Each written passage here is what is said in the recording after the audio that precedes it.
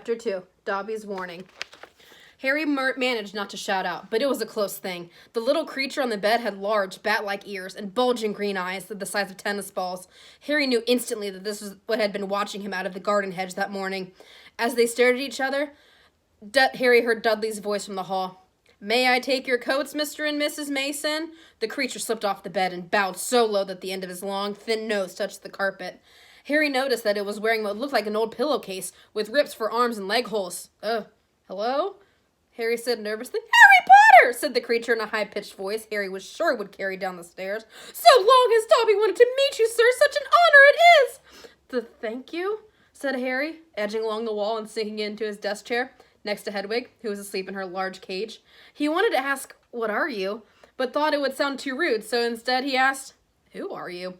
"Dobby, sir, just Dobby. Dobby the house elf," said the creature. "Oh, really?" said Harry. I don't want to be rude or anything, but this isn't a great time for me to have a house elf in my bedroom."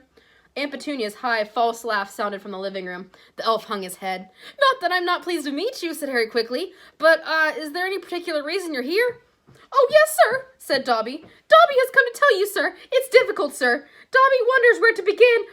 Sit down," said Harry, politely pointing at his bed. To his horror, the elf burst into tears. Very noisy tears. "Sit down!" he wailed. Never!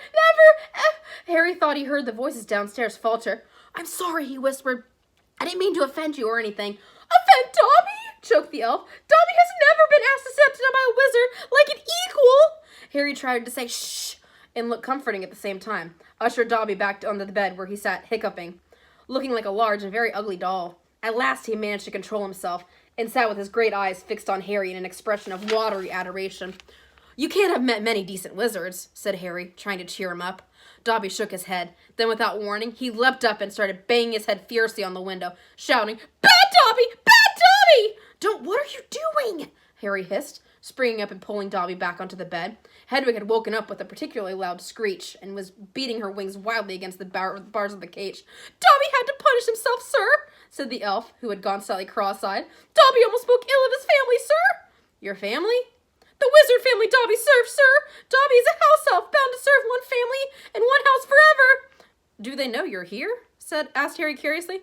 Dobby shuddered. No, sir, no. Dobby will have to punish himself most grievously for coming to see you, sir. Dobby will have to shut his ears in the oven door for this, if they ever knew, sir." "But won't they notice if you shut your ears in the oven door?" "Dobby doubts it, sir. Dobby's always having to punish himself for something, sir. They let Dobby get on with it, sir. Sometimes they remind me to do extra punishments." "But why do you leave? Escape?" "A house elf must be set free, sir, and the family will never set Dobby free. Dobby will serve the family until he dies, sir." "And I thought I had a bed staying here for another 4 weeks," Harry thought. This made the Dursleys sound almost human. "Can anyone help you? Can I?" Almost at once, Harry wished he hadn't spoken. Dobby dissolved again into wails of gratitude. "Please," Harry whispered frantically, "please be quiet. If the Dursleys hear anything, if they know you're here." Harry asked if he can help Dobby. "Dobby has heard of your greatness, sir, but of your goodness, Dobby never knew." Harry, who was feeling distinctly hot in the face, said, "Whatever you heard about my greatness is a load of rubbish. I'm not even top of an year at Hogwarts. That's Hermione. But he stopped quickly, because thinking about Hermione was painful.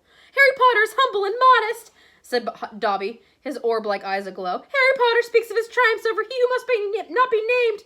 "Voldemort?" said Harry Potter. Dobby clapped his hands over his ears and moaned, "Oh, don't speak his name, sir! Speak not his name!" "Sorry," said Harry. "I know lots of people don't like it. My friend Ron." He stopped again. "My friend Ron?" He stopped again. Thinking about Ron was painful, too. Dobby leaned towards Harry, his eyes wide as headlights. "Dobby heard tell," he said hoarsely, "that Harry Potter must meet the Dark Lord for a second time, just weeks ago. That Harry Potter escaped yet again." Harry nodded, and Dobby's eyes suddenly shone with tears. "Ah, sir," he gasped, dabbling his face with the corner of his grubby pillowcase he was wearing.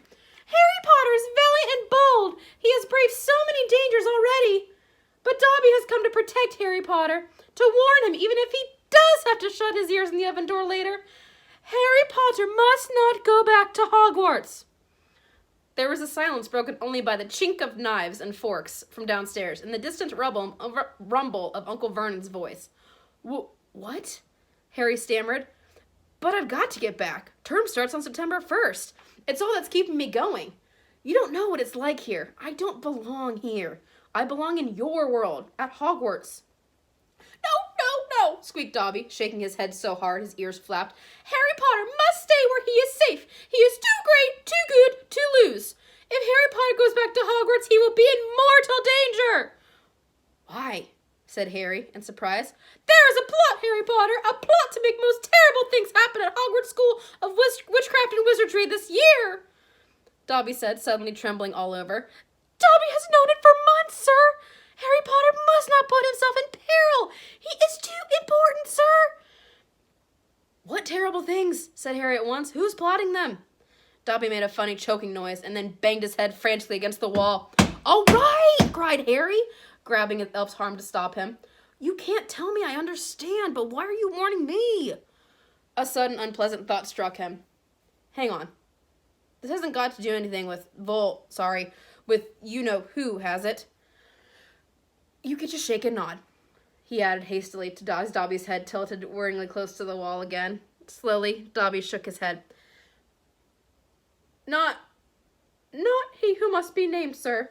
But Dobby's eyes were wide, and he seemed to be trying to give Harry a hint. Harry, however, was completely lost. He hasn't got a brother, has he?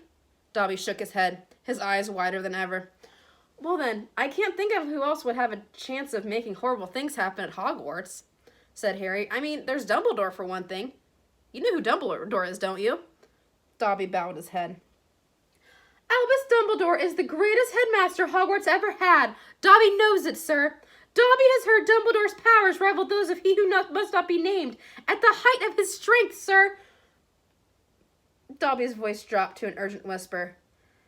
There are powers Dumbledore doesn't. Powers no decent wizard. And before Harry could stop him, Dobby bounded off the bed, seized Harry's desk lamp, and started beating himself around the head with ear-splitting yelps. A sudden silence fell downstairs. 2 seconds later, Harry, heart thudding madly, heard Vernon coming into the hall, calling, Dudley must have left his television on again, the little tyke! Quick, in the closet! Hissed Harry, stuffing Dobby in, shutting the door, and flinging himself onto the bed, just as the door handle turned. What the devil are you doing? Said Uncle Vernon through his gritted teeth, his face horribly close to Harry's. You've just ruined the punchline of my Japanese golfer joke. One more sound and you'll wish you'd never been born, boy. He stomped flat-footed from the room. Shaking, Harry let Dobby out of the closet. See what it's like here, he said. See why I've got to go back to Hogwarts? It's the only place I've got, well, I think I've got friends. Friends who don't even write to Harry Potter? Said Dobby shyly. I expect they've just been... Wait a minute, said Harry, frowning. How do you know my friends haven't been writing to me? Dobby shuffled his feet. Harry mustn't be angry with Dobby. Dobby did it for the bet. Have you been stopping my letters? Dobby has them here, sir, said the elf, stepping nimbly out of Harry's reach. He pulled a thick wad of envelopes from the inside of the pillowcase he was wearing. Harry could make out Hermione's neat writing, Ron's untidily scrawl, and even a scribble that looked as though it was from the Hogwarts gamekeeper, Hagrid. Dobby blinked anxiously up at Harry. Harry mustn't be angry. Dobby hoped if Harry Potter thought his friends had forgotten him, Harry Potter might not want to go back to school, sir. Harry wasn't listening. He made a grab for the letters, but Dobby jumped out of reach. Harry Potter will have them, sir, if he gives Dobby his word that he will not return to Hogwarts. Sir, this is a danger you must not face. Say you won't go back, sir. No, said Harry angrily. Give me my friend's letters. Then Harry Potter leaves Dobby no choice, the elf said sadly. Before Harry could move, Dobby had darted to the bedroom door, pulled it open, and sprinted down the stairs. Mouth dry, stomach lurching, Harry sprang after him, trying not to make a sound. He jumped the last 6 steps, landing cat-like onto the hall carpet, looking around for Dobby. From the dining room, he heard Uncle Vernon saying, Tell Petunia that very funny story about those American plumbers, Mr. Mason. She's been dying to hear. Harry ran up the hall into the kitchen and felt his stomach disappear. Aunt Petunia's masterpiece of a pudding, the mountain of cream and sugared violets, was floating up near the ceiling. On top of a cupboard in the corner crouched Dobby. No, croaked Harry, please, they'll kill me. Harry Potter must say he's not going back to school. Dobby, please, say it, sir. I can't. Dobby gave him a tragic look. Then Dobby must do it, sir, for Harry Potter's own good. The pudding fell to the floor with a heart-stopping crash. Cream splattered the windows and walls of the dishes shattered. With a crack like a whip, Dobby vanished. There were screams from the dining room, and Uncle Vernon burst into the kitchen to find Harry, rigid with shock, covered from head to toe in Aunt Petunia's pudding. At first, it looked as though Uncle Vernon would manage to gloss over the whole thing. Just our nephew, very disturbed. Meetings with strangers upsets him, so we kept him upstairs. He shooed and shocked the Masons back into the dining room, promised Harry he would lay him flat within an inch of his life when the Masons had left, and handed him a mop. Aunt Petunia dug some ice cream out of the freezer, and Harry, still shaking, started scrubbing the kitchen clean. Uncle Vernon might have still been able to make this deal, if it hadn't been for the owl. Aunt Petunia was just passing around a box of after-dinner mints when a huge barn owl swooped through the dining room window, dropped a letter on Mrs. Mason's head, and swooped out again. Mrs. Mason screamed like a banshee and ran from the house, shouting about lunatics. Mr. Mason stayed just long enough to tell the Dursleys that his wife was mortally afraid of birds of all shapes and sizes, and to ask whether this was their idea of a joke. Harry stood in the kitchen, clutching the mop for support, as Uncle Vernon advanced on him, a demonic glint in his tiny eyes. "Read it!" he hissed evilly, brandishing the letter the owl had delivered. "Go on, read it!" Harry took it. It did not contain birthday greetings.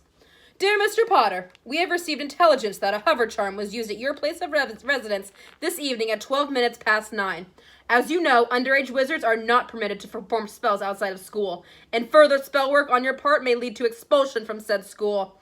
Decree for the reasonable restriction of underage sorcery, 1875, paragraph C.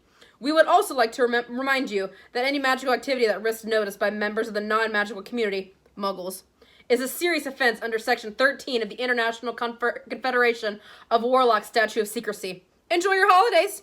Yours sincerely, Mephelda Hopkirk, Improper Use of Magic Office, Ministry of Magic. Harry looked up from the letter and gulped. "You didn't tell us you weren't allowed to use magic outside of school," said Uncle Vernon. "Forget to mention it. Slipped your mind, I dare say." He was bearing down on Harry like a great bulldog, all his teeth bared. "Well, I've got news for you, boy. I'm locking you up. You're never going back to that school, never. And if you try and magic yourself out, they'll expel you." And laughing like a maniac, he dragged Harry back upstairs. Uncle Vernon was mad at his word. 3 days later, the Dursleys were showing no signs of relenting, and Harry couldn't see any way out of a situation. He lay on his bed watching the sun sinking behind the bars on the window and wondering miserably what was going to happen to him. He himself fitted a cat flap in the bedroom door, so small that amounts of food could be pushed inside 3 times a day. They let Harry out to use the bathroom morning and evening. Otherwise, he was locked in his room around the clock. What was the good of magicking himself out of his room if Hogwarts would expel him for doing it? Now that the Dursleys knew they weren't going to wake him as fruit bats, he had lost his only weapon.